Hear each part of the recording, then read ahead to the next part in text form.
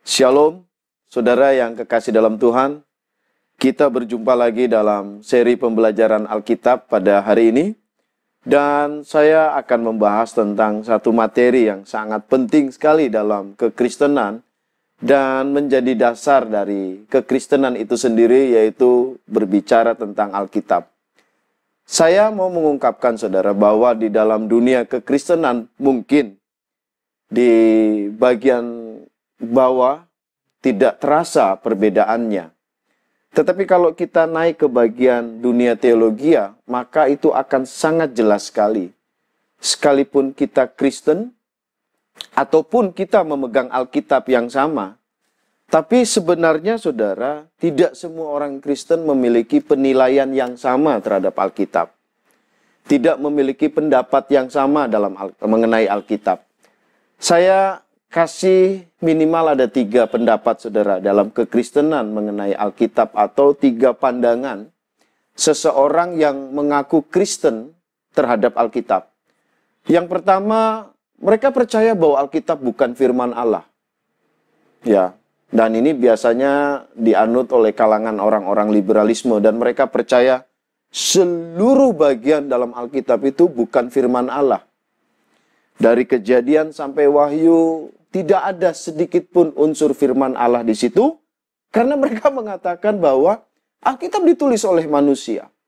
Sehingga Alkitab bukanlah firman Allah, dan mereka juga mengatakan tidak perlulah Alkitab menjadi sebagai otoritas tertinggi atau sebagai acuan dalam kehidupan kekristenan. Itu yang pertama. Yang kedua, biasanya disebut Alkitab menjadi atau berisi firman Allah.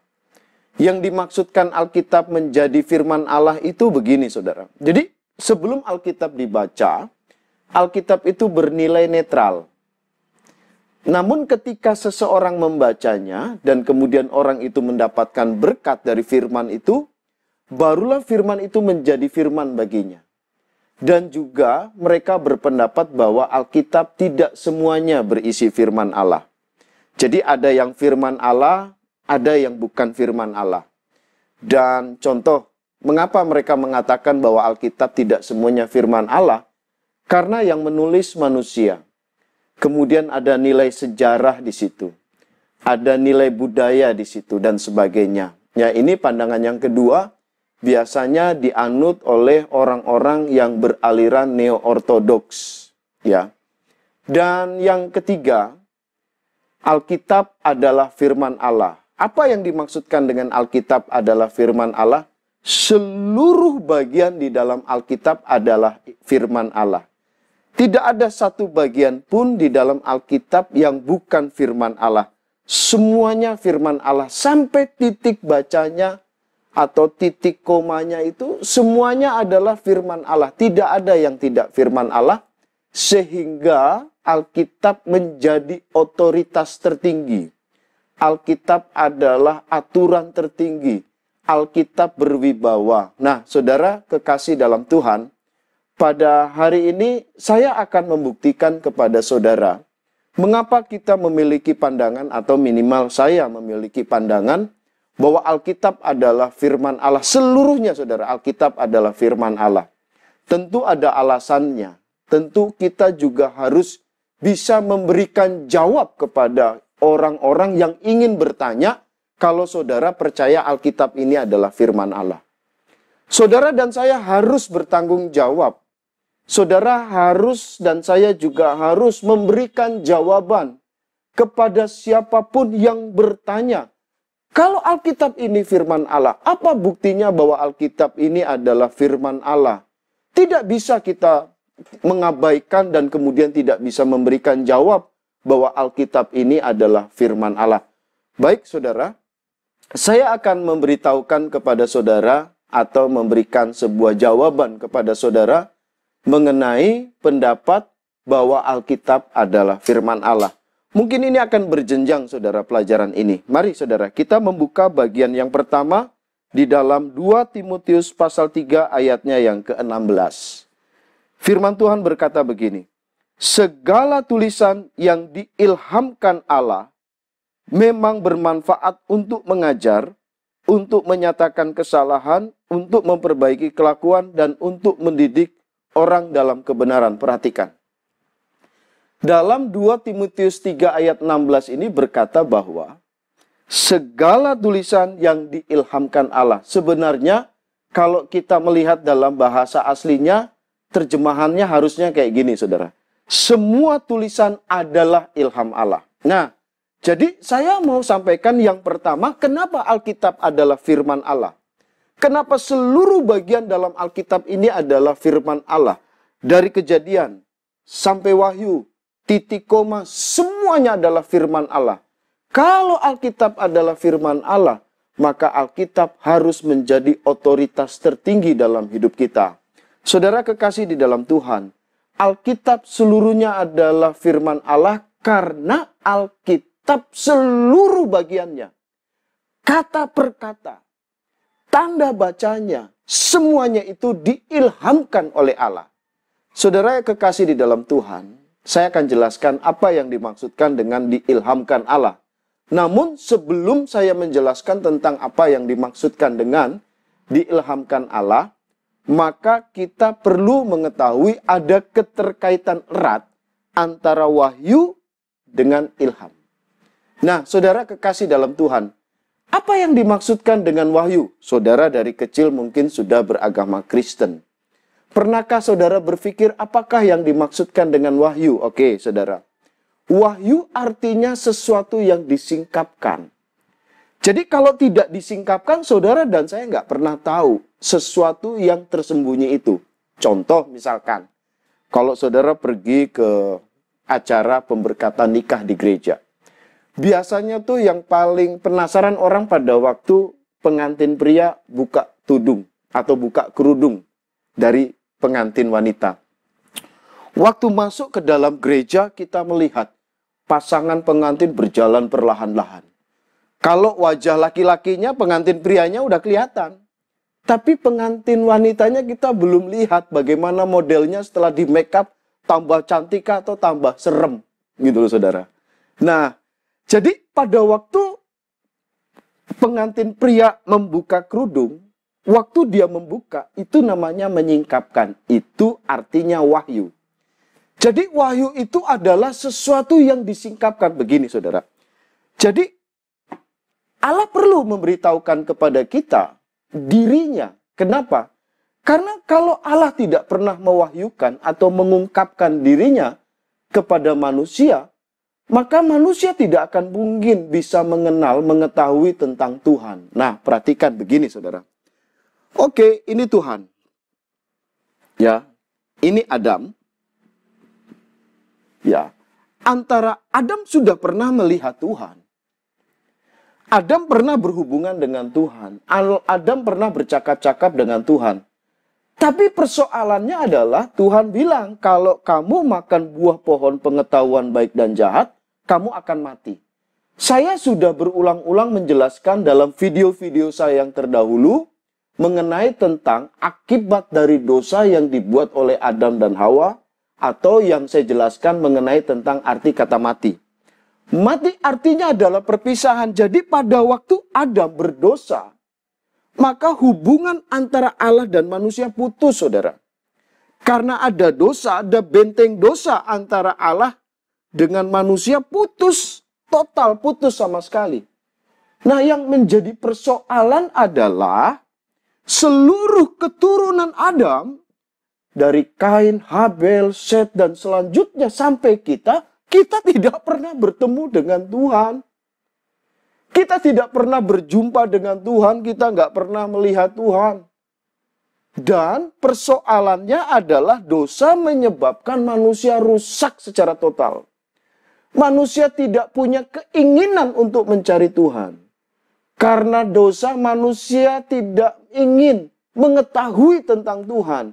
Karena dosa menyebabkan kita seperti benar-benar udah putus sama sekali. Kita tidak akan pernah bisa mengetahui tentang Tuhan.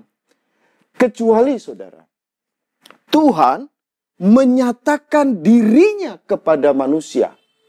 Sekali lagi, manusia tidak mungkin bisa mengetahui tentang Tuhan kalau kalau Tuhan tidak menyatakan dirinya kepada manusia. Pada waktu Allah menyatakan dirinya kepada manusia, atau boleh saya katakan Allah keluar dari persembunyiannya untuk menyatakan dirinya kepada manusia. Nah, pada waktu Allah menyatakan dirinya kepada manusia inilah kemudian Allah menggunakan yang namanya wahyu. Ya. Jadi wahyu adalah di mana Allah mengungkap, Allah menyatakan dirinya kepada manusia. Nah, saudara kekasih di dalam Tuhan, untuk menyatakan dirinya dalam bentuk wahyu, maka Allah menggunakan dua jenis wahyu. Yang pertama namanya wahyu umum, saudara. Ya, wahyu umum. Dan yang kedua namanya wahyu khusus. Nah, apa yang dimaksudkan dengan wahyu umum? Allah memperkenalkan dirinya kepada semua manusia. Baik yang percaya Yesus maupun yang tidak percaya Yesus. Allah menyampaikan semua tentang dirinya kepada manusia melalui ciptaannya. Allah memperkenalkan dirinya melalui langit. Allah memperkenalkan dirinya melalui penciptaan alam raya ini. Allah memperkenalkan dirinya kepada manusia dengan menciptakan laut, gunung, hutan, manusia sendiri. Nah, saudara yang kekasih di dalam Tuhan, jadi pada waktu Allah memperkenalkan dirinya dengan menggunakan wahyu umum, ini menyebabkan manusia yang berdosa ketika melihat wahyu umum, ketika manusia melihat bintang, ketika manusia melihat langit, ketika manusia melihat binatang-binatang, ketika manusia melihat manusia lainnya, manusia langsung berpikir, ini siapa ini yang membuat ini semuanya? Tidak mungkin manusia bisa menciptakan, membuat tumbuh-tumbuhan. Tidak mungkin manusia bisa membuat binatang. Tidak mungkin manusia bisa membuat laut, ikan, gajah, dan sebagainya. Mulailah timbul kesadaran di dalam diri manusia. Wah, ini pasti ada satu pribadi yang lebih hebat dari manusia. Pasti pribadi ini luar biasa. Nah, Anda lihat. Pada waktu manusia melihat ciptaan Tuhan, muncullah kesadaran dalam diri manusia bahwa ada Tuhan. Jadi saudara, pada waktu Allah menyatakan dirinya melalui wahyu umum, melalui ciptaannya, manusia baru sampai pada titik atau sampai pada dasar merasakan, memahami bahwa Tuhan itu ada. Tetapi belum mengetahui dengan persis. Baru sampai sadar kalau Tuhan itu ada. Kalau seandainya saudara, saya melihat mouse ini. Pada waktu saya melihat mouse ini, saya baru tahu kalau ada orang lain yang membuat mouse ini. Tetapi dengan melihat mouse ini, saya baru sadar kalau ada orang lain yang membuat. Tapi saya belum mengenalnya. Siapa yang bikin mouse ini? Belum. Jadi waktu manusia melihat ciptaan Tuhan, manusia baru sadar bahwa ada Tuhan. Disinilah muncul agama-agama. Nah, saudara, supaya Allah benar-benar dikenal secara khusus, Allah dikenal benar-benar ini loh Tuhan. Perhatikan saudara. Allah memerlukan yang namanya wahyu khusus. Memang di mana Allah betul-betul datang kepada manusia. Gini loh saudara. Saudara bisa lihat khotbah saya penjelasan tentang bahwa Allah adalah Allah karena Dia pencipta. Begini saudara. Bagaimana saudara dan saya bisa membuktikan bahwa itu Allah itu benar-benar? Manusia itu untuk melihat, untuk benar-benar meyakini bahwa sesuatu itu benar itu harus pakai indera saudara. Harus dilihat, harus diraba, harus dirasakan, harus dengar langsung. Benar-benar menggunakan indera. Ya kalau seandainya tuh manusia cuma lihat ciptaan umum atau wahyu umum ya, manusia akan baru menerka-nerka tentang Tuhan. Oleh karena itu Tuhan begitu luar biasa. Dia harus datang kepada manusia, memperkenalkan dirinya. Tapi kan persoalannya saudara, kalau Tuhan langsung datang ujuk-ujuk dalam wujud Allah, ya mati semua manusia. Nggak bisa terima, wong kita orang berdosa, mata kita berdosa, tubuh kita berdosa, tidak layak datang melihat langsung, bertemu langsung dengan Tuhan yang kudus dan suci itu, nggak bisa. Oleh karena itu, supaya Allah memperkenalkan dirinya, benar-benar dikenal oleh manusia, maka Allah memperkenalkan dirinya dalam wujud manusia. Dialah yang kita sebut dengan nama Yesus. Jadi Yesus adalah wahyu khusus yang Allah nyatakan kepada kita, di mana Allah benar-benar mengungkapkan, menyatakan dirinya, siapakah sesungguhnya Allah dalam wujud manusia, yaitu Yesus. Nah, saudara, jadi Yesus adalah jelmaan, atau Yesus adalah di mana Allah menjadi manusia untuk langsung bertemu dengan manusia dan menjelaskan seperti apa Allah, sang pencipta yang kamu baru sadari bahwa Tuhan itu ada. Jadi saudara, kalau saudara tidak percaya Yesus sebagai Tuhan yang memperkenalkan dirinya kepada manusia, saya mau bilang, saudara tidak akan pernah mengenal dan mengetahui dengan persis siapa yang namanya Tuhan. Nah, saudara, wahyu khusus yang kedua namanya Alkitab, ya. Alkitab. Nah, jadi Alkitab ini adalah wahyu khusus di mana Allah bukan cuma menyampaikan dalam bentuk manusia kepada manusia, tapi Allah juga memperkenalkan dirinya kepada manusia menggunakan tulisannya, menggunakan firman-Nya. Nah, apa yang dimaksudkan? Alkitab adalah firman Allah, karena Alkitab itu adalah ilham Allah. Saudara, apa yang dimaksudkan dengan ilham Allah? Perhatikan. Benar, Alkitab ditulis oleh manusia, benar. Benar, Alkitab ditulis oleh manusia dengan budayanya dia. Benar, Alkitab ditulis dengan gaya bahasa si penulis Alkitab. Alkitab ditulis oleh 40 penulis. Selama 1600 tahun, saudara. Karena kitab pertama, kitab Kejadian, 5 kitab pertama itu ditulis oleh Musa pada tahun 1500 sebelum Masehi. Dan berakhir pada kitab Wahyu pada tahun 100 Masehi ditulis oleh Yohanes. Ini ditulis oleh 40 orang, ada yang saling mengenal, ada juga yang tidak saling mengenal dalam tempo waktu yang panjang banget. Saya yakin persis bahwa Musa dengan Yohanes ini sama-sama nggak saling mengenal, wong. 16 abad, 1600 tahun. Perbedaan tahunnya ya nggak mungkin saling mengenal. Tapi hebatnya adalah bahwa apa yang ada di dalam kitab Kejadian itu ada di dalam kitab Wahyu. Benar-benar sinkron. Awal dan akhir memiliki sebuah alur cerita yang sungguh luar biasa. Ditulis oleh 40 orang yang punya budaya berbeda, punya kebiasaan berbeda, pekerjaan berbeda, tetapi punya kesinambungan yang luar biasa. Punya alur cerita yang benar-benar luar biasa. Dan Alkitab benar-benar sesuai dengan sejarah apa yang diceritakan oleh sejarah dunia. Saudara, kenapa hal itu terjadi? Karena Alkitab adalah ilham. Apa yang dimaksudkan dengan ilham, saudara? Ilham itu begini. Kalau seandainya saya tanya sama saudara, kira-kira saudara, apa yang ada di dalam Alkitab saya? Seandainya saya tanya gitu ya sama saudara ya. Kira-kira apa saja yang ada di dalam Alkitab saya selain firman Tuhan? Mungkin saudara bilang, wah ini di dalamnya ini pasti ada outline khotbah. Mungkin ada yang mengatakan, wah pasti di dalam Alkitabnya Pak Pendeta Sigit ada uang persembahan. Oke, itu baru tebak-tebakan.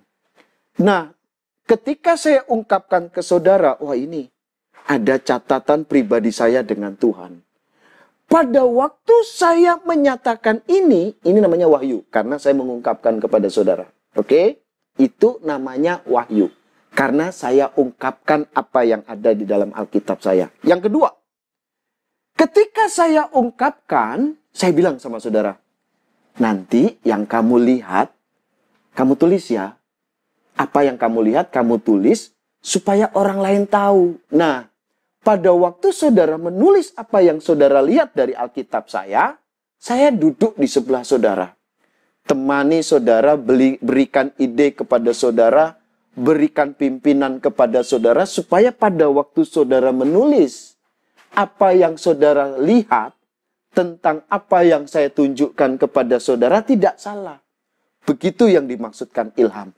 Jadi benar Alkitab ditulis oleh manusia. Benar Alkitab ditulis dengan budaya manusia. Tapi pada waktu manusia, para penulis Alkitab menulis Alkitab, itu dipimpin oleh Roh Kudus. Maksudnya dipimpin oleh Roh Kudus itu apa? Sekalipun dia menulis dengan bahasanya, dengan budayanya, tapi Roh Kudus memimpin orang-orang tersebut, para penulis Alkitab tersebut, apa yang Tuhan nyatakan, apa yang Tuhan ungkapkan dari wahyu yang Allah perlihatkan kepada mereka, Roh Kudus temani, Roh Kudus jaga, Roh Kudus pimpin, supaya kata per kata yang ditulis oleh para penulis tidak salah. Contoh paling gampang begini, saudara. Kita memahami bahwa di dalam rentan waktu antara Adam dengan Musa, itu perbedaannya sekitar 2500 tahun, saudara. Kita mempercayai bahwa kitab Kejadian itu yang menulis adalah Musa. Loh, sekarang pertanyaannya adalah, dari mana Musa tahu semua cerita yang ada di Taman Eden? Sementara dia tidak melihat, dia tidak mengalami. Nah, saudara, pada waktu Allah menyingkapkan, pada waktu Allah memperlihatkan kepada Musa tentang peristiwa yang ada di Taman Eden, kemudian Tuhan memerintahkan Musa untuk menulis apa yang disingkapkan oleh Tuhan. Nah, perhatikan, ini intinya. Pada waktu Musa menulis, wah, Musa ambil bolpennya atau ambil spidolnya atau ambil apalah ketika menulis. Itu nggak sembarangan, saudara. Tuhan, Roh Kudus memimpin dia. Supaya apa yang diperlihatkan Tuhan kepada Musa, dia menulisnya dengan bahasanya dia, dengan budayanya dia. Tetapi Tuhan memimpin. Jangan sampai memberikan informasi yang salah apa yang diperlihatkan Tuhan kepada Musa. Contoh yang kedua, yang paling indah adalah pada waktu Yohanes mendapatkan penglihatan tentang akhir zaman yang dia tulis di kitab Wahyu. Loh, Yohanes belum pernah mengalami Yerusalem baru, belum. Yohanes tidak pernah mengalami yang namanya masa antikristus. Loh, dari mana dia mencatat semuanya itu? Tuhan yang menyingkapkan apa yang akan terjadi kelak di depan, di dalam peristiwa yang akan datang. Tuhan perlihatkan Yerusalem baru modelnya begini, keadaan dalam masa antikristus seperti itu. Kemudian Yohanes menulisnya. Pada waktu dia menulis, Roh Kudus, Allah memimpin dia dengan gaya bahasanya Yohanes, dengan budayanya Yohanes. Tapi pada waktu menulis, Roh Kudus memimpinnya juga jangan supaya salah. Nah, oleh karena itu saudara, saya menunjukkan sebuah ayat di dalam Alkitab. Di dalam 2 Petrus 1 ayat 20 dan 21 berkata, yang terutama harus kamu ketahui ialah bahwa nubuatan-nubuatan kitab suci tidak boleh ditafsirkan menurut kehendak sendiri. Sebab tidak pernah nubuat dihasilkan oleh kehendak manusia, tetapi oleh dorongan Roh Kudus orang-orang berbicara atas nama Allah. Jadi Alkitab itu ditulis karena Roh Kudus yang memimpin, Allah yang memimpin. Bukan dia tulis sembarangan. Enggak, saudara. Alkitab adalah ilham karena pada waktu para penulis Alkitab menulis, mereka dipimpin oleh Tuhan, mereka dipimpin oleh Roh Kudus. Sehingga seluruh bagian Alkitab adalah ilham Allah. Saudara, oleh karena itu, Karena Alkitab seluruhnya adalah ilham Allah, maka seluruh bagian Alkitab adalah firman Allah. Tidak ada satupun bagian dalam Alkitab yang memiliki kesalahan. Setiap kata, setiap tanda baca, setiap apapun yang ditulis dalam Alkitab, itu adalah ilham Allah, di mana para penulis ketika menulis dipimpin oleh Roh Kudus. Karena itu saudara, karena ini adalah firman Allah dan diilhamkan oleh Allah, maka Alkitab adalah otoritas tertinggi dalam hidup kita. Alkitab adalah pedoman tertinggi dalam hidup kita. Dan saudara kekasih dalam Tuhan, saya akan memberikan materi-materi selanjutnya mengenai tentang firman Tuhan, fungsi firman Tuhan bagi kita orang percaya.